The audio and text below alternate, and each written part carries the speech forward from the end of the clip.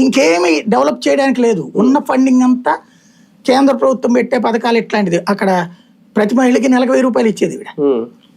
అట్లాగే ఈ ఇళ్ళు సంబంధించి రాష్ట్ర ప్రభుత్వం తరఫున 20,000 ఇచ్చేది.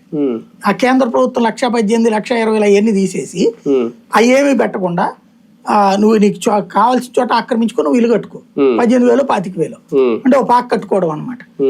అట్లాగే నీకు ఏడాదికి మెడికల్ కి సంబంధించి మాక్సిమం ఒక 18,000, 20,000 అనారోగ్యం పాలైంది.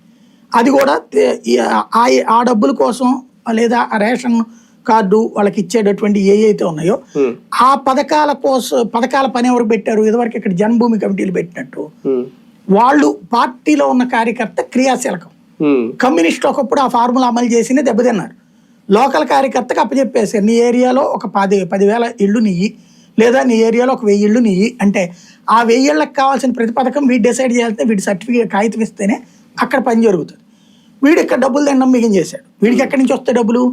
ప్రభుత్వం 3,000, 4,000 ఇచ్చేది అప్పుడు కమ్యూనిస్ట్ ప్రభుత్వం. అది చాలదు కాబట్టి వీళ్ళ దగ్గర తిండం మిగించేశారు.